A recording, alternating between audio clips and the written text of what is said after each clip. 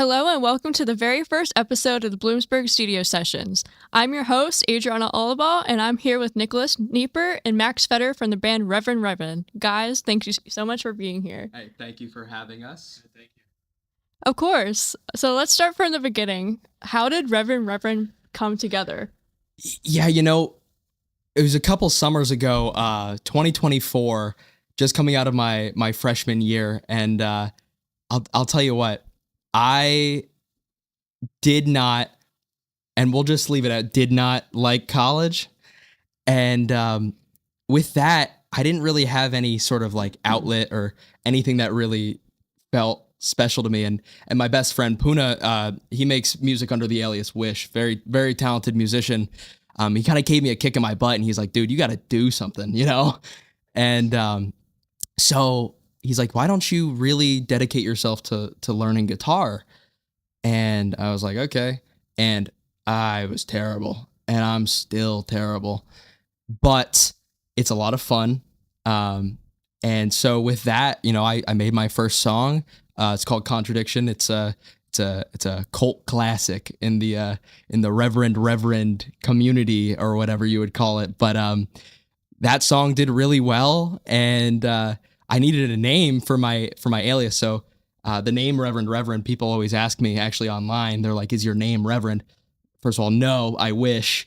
My name is Nick, which is unfortunate for a number of reasons I can't disclose on public radio. But the name Reverend actually came from, I was up 3-4 in the morning every single night that summer, learning guitar, trying to get good at guitar.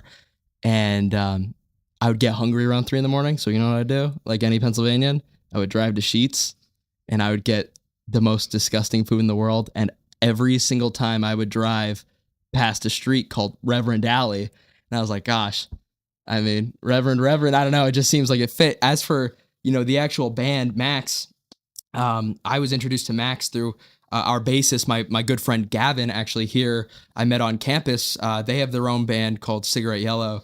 Fantastic stuff. But something about the arts and being, a creative, you just jive with anybody else that, aspires to create. And Max and Gavin were very like-minded, and I say we have a good time around here.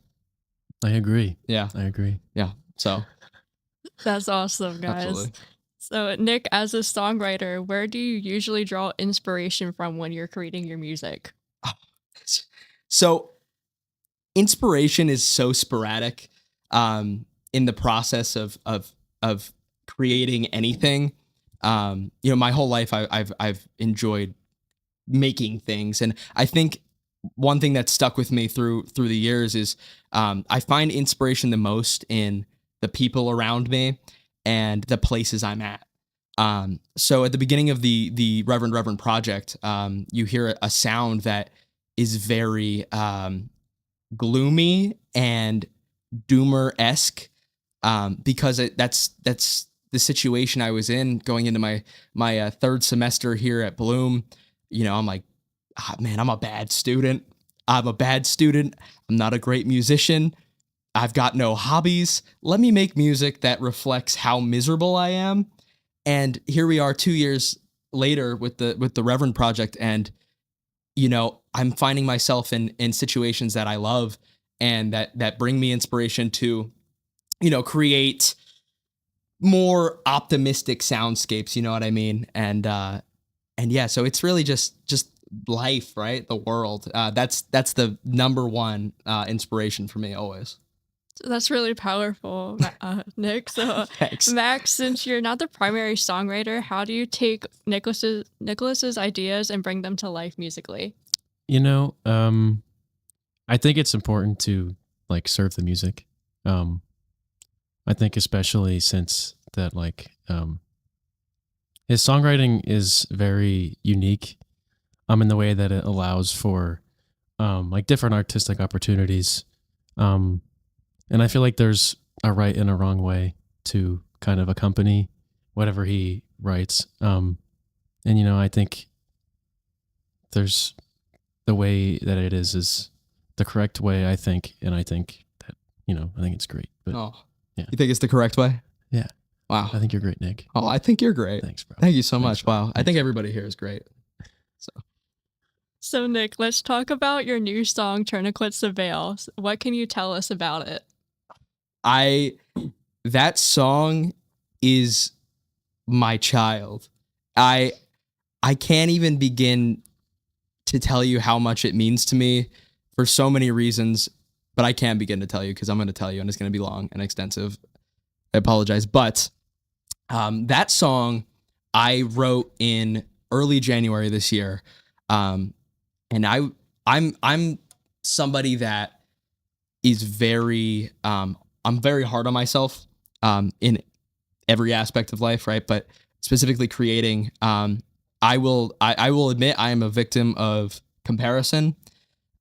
Social media, I think, is really bad for creatives. I think it's bad for everybody a little bit. But specifically as a musician, I'll open Instagram, TikTok, whatever, wherever you scroll, and it takes me less than 2 seconds to find a musician that I think is objectively, quote unquote, better than me. And when you're in that headspace, you don't want to create anything at all, right? So in January, I kind of started to try to, loosen up, like let go a little bit.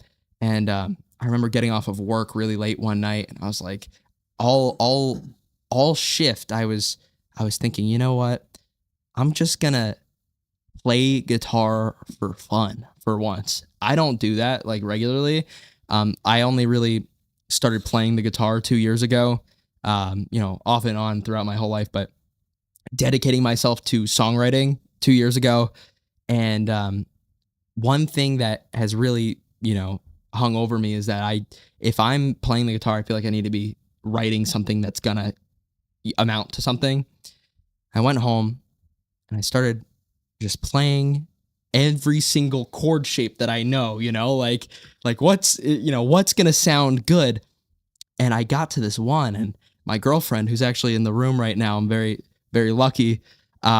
She was like, "Oh, that one sounds nice." And I go, "You like this?" I couldn't believe it. I tend to think that my girlfriend probably doesn't love when I'm playing the guitar at 11 p.m. So to hear her, instead of being like, "Go to bed" or "Quiet down," say, "That sounds really nice, keep playing that," I was like, okay, let's keep going. And she actually was a huge help in the writing of it. A lot of the leads and stuff, she was like, "That sounds good. That sounds good." Never am I somebody that is like trying to collaborate in the sense of I like to get the writing part done myself. And for somebody that's not a musician to be like, "Yeah, that sounds good," I'm like, well, I guess you're the average listener, so I should take your word for it. As for the song itself being out now, an amazing collaboration with Trevor Brighton, uber talented surrealist painter that I've looked up to. I've consumed his content for long before I created music, and he's been a fan of mine and a friend for about 2 years now. And being that he's got the audience and the pull that he has, I never felt like I had the right to ask him if he wanted to create anything with me. And fast forward to March or February of this year, and he was like, "I would love to make a cover art for you." And I'm like, okay, that's a little nerve-wracking. You have a combined 3 million followers and like 1 billion likes. That's a little stressful. But yeah, the song's out now. It's doing unbelievable. It's my best performing song through 3 weeks of release. The cover art is awesome. Trevor is a great guy. I'm really just so grateful. And I wish I could play it here today. Well, I'll tell you what, at least like 60 hours went into that song, and not all of it was spent on just 2 guitarists. We got a lot of drums and a lot of synths and a lot of whatnot. So, but yeah, I really do love that song. That's awesome. So what do you hope listeners take away from this new track? Oh my gosh. Well, for starters, I hope they're excited because it's a completely different direction for our sound. Our album we released in May of 2025, Empty Rooms, was really my take on a very muted, lo-fi, slowcore sound that really catered to the listener that, is looking for something to do homework to or sleep to, or, where have you, whatever, however you want to listen to it. It was really more of the calm, relaxing kind of vibe.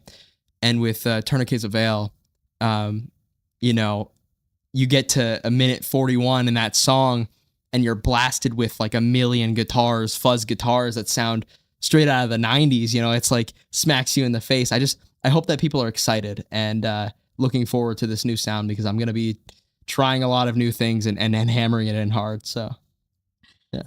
So, Max, what's your role in the band when it comes to live performances, and what is it like to be a member of a band like Reverend Reverend? So my main instrument is drums. So, I'll be on that most of the time. But I'll be wherever Nick wants me to go. Very versatile guy. Yeah. Yeah, multi-talented. He'll be playing guitar here today, and if he wasn't playing guitar, I guarantee you this stuff wouldn't sound nearly as nice. So I'm very grateful for what Max has been able to provide, and he's very, very way more talented than I could ever dream to be. So I'm the lucky one. He's awesome. Do you play any other instruments besides guitar and drums? I try to play keyboards a little bit. I'm not good, but I try to play whatever I can get my hands on. Yeah, he actually tried today. I'll let the record show that in my bedroom he found a authentic Chinese gourd flute from China, and he's so curious with instruments and music. He opened that thing up and he just started blowing on it, and I go, Max, that's upside down, and it just kind of shows the absolute, the pull that music has on him. And maybe we'll be getting some Chinese gourd flute on the next Reverend Reverend song played by Max Fetter. Nick, how does it feel hearing your songs evolve once the whole band gets involved? Oh, it's great. I'll tell you what, for a long time, and even still, it was hard to explain to people that I'm a soloist. I'm still technically a soloist in the sense that I produce, mix, master, and write all of the music myself. It was always very hard to explain to people that I make band music, because you listen to one of my songs, it's like, okay, that's 3 guitars that I hear, that's a bass, and who's playing synth and drums? It's like, should be like a 7-piece band, when in reality I'm just playing all the instruments and they're just stacked. And having Max and Gavin, who unfortunately couldn't make it today, but the both of them step in and really fill it out. Just being able to hang out with my buddies and play the songs that I wrote, it's like a privilege that I never even imagined it could be and that I would ever have, especially in high school, wanting to create music. And I'll tell you what, if you couldn't already pull that from a lot of the music, high school, I did not have any friends. So to be able to play now more uppity, a happier music with my buddies, it's a oh, this is gonna sound so corny, Max, but I'm gonna look you in the eyes as I say it's a dream come true. Well, it's a dream come true for me too, my friend. Thank you. Yeah. Max, what is your favorite part about performing live with Reverend Reverend? I think it's the I get to play whatever I want. I think that's great. It's true. Lets me explore my creativity. Yeah. I love that. Nick, do you have a favorite song that you have written so far? It's like asking a mother who her favorite child is. I ignore the mother comparison. You could ask a father that as well. I want to say that my favorite song that I've ever made is one that we're gonna be playing today. It's called Miller's Comet.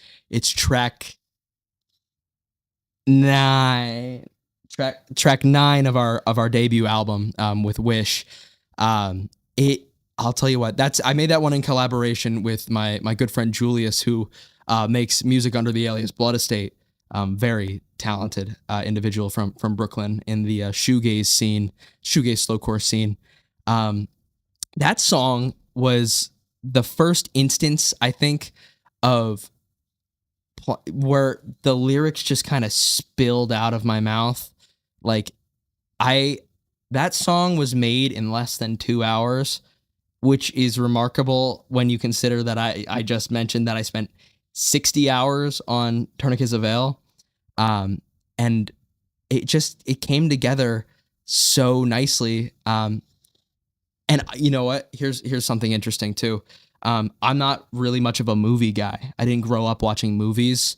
I was one of those guys that would say I've watched 10 movies in my life up until probably like a couple months ago. And I had just watched the movie Coherence. If you've ever seen it, no. No, it's a thriller. It's like a found footage thriller. Not my thing, generally speaking, but I was watching it, and the plot of it is that a comet goes over this town. You know, it's like suburbia. It's suburbs. You know, every house looks the same, and it's just on one street.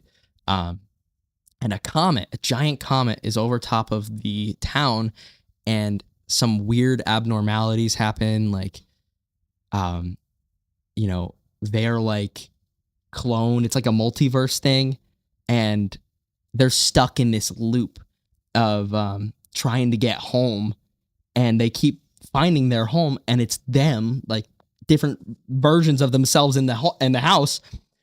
And I didn't realize it, but I wrote Miller's Comet the day after we watched it, and as I was reading the lyrics, I'm like, we're living in comfort, blah blah blah. Like, I was reading the lyrics and I go, huh, I accidentally just rebranded the plot of Coherence completely subconsciously.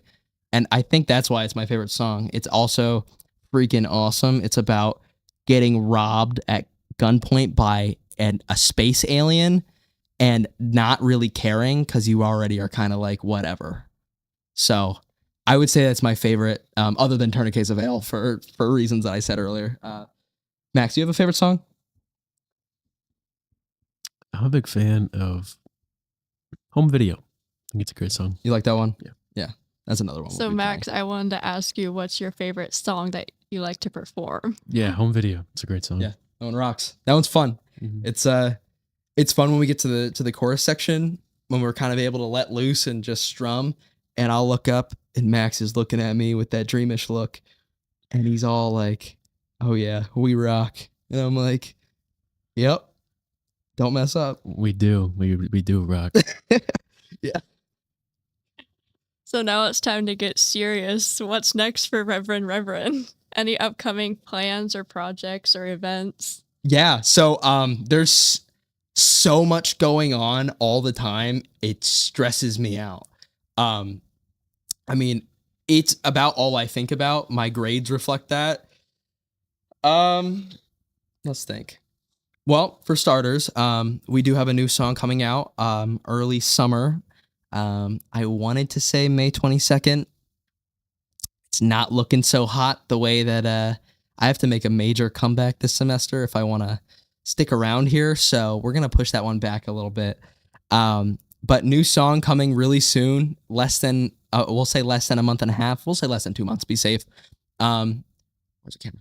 ReverendReverend.com is coming.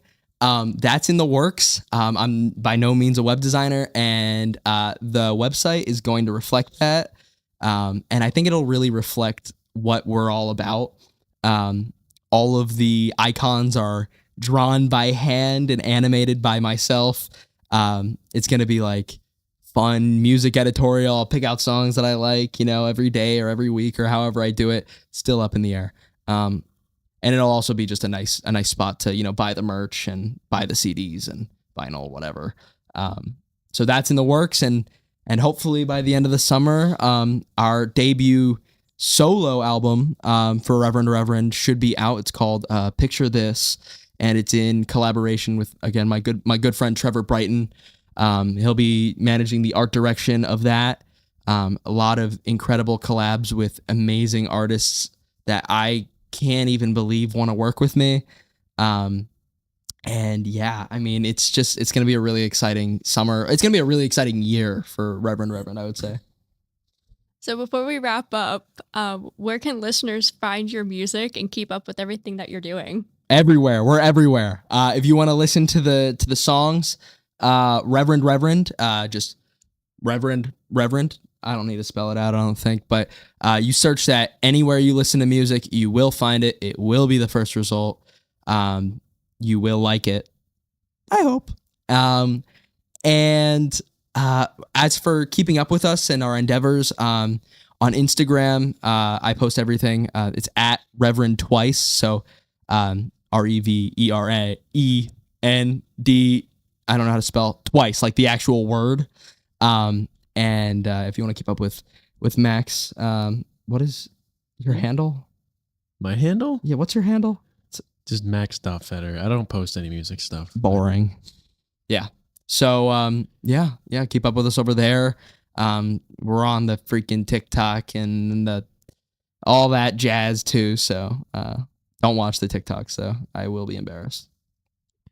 Don't go anywhere. Coming up, Reverend Reverend will be performing live right here in the studio. Stay tuned. You won't want to miss it. 91.1 WHSK The Husky. And now, performing their songs Home Video, Miller's Comet, and Clear, here's Reverend Reverend.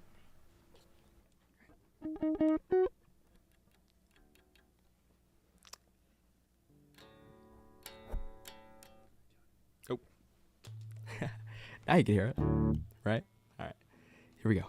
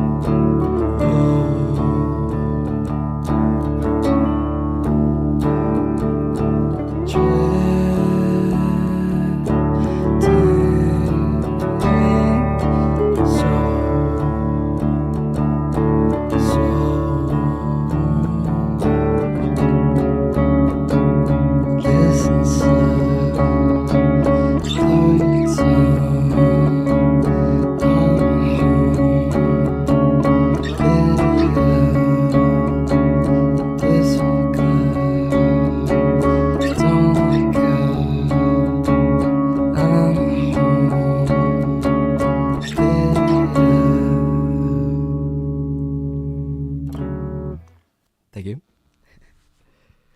We're going to do a little guitar switch real quick. Hope that sounds nice. My voice is a little coarse.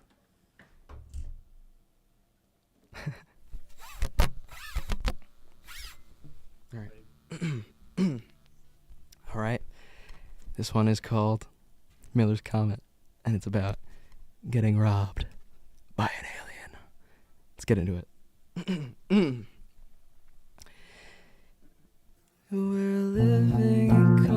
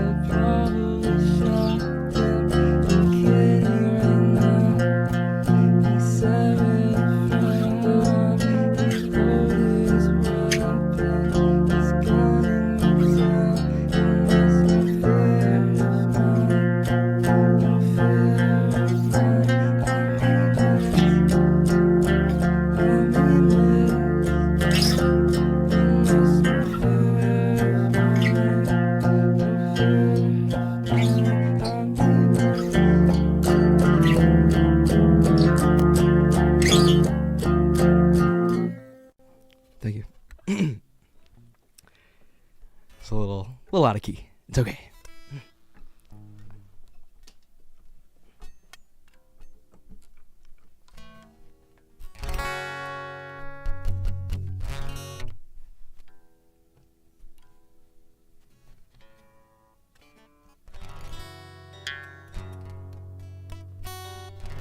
Max, crack a joke.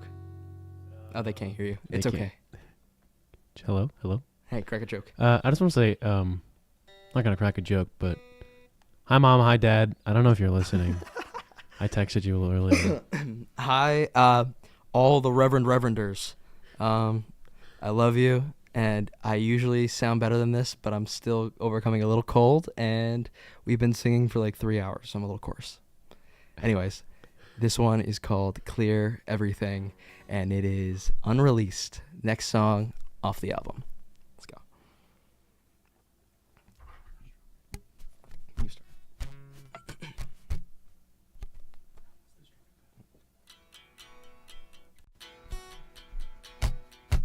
There you go.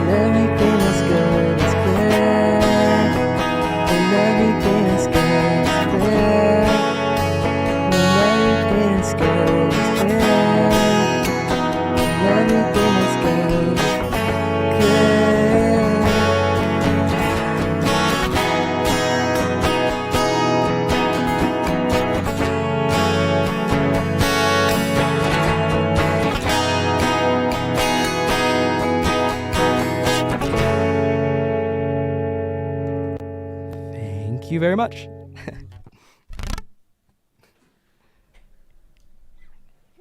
Thank you so much for tuning in to Bloomsburg Studio Sessions here on WHSK. I'm your host, Adriana Olaball. Until next time, have a great rest of your night.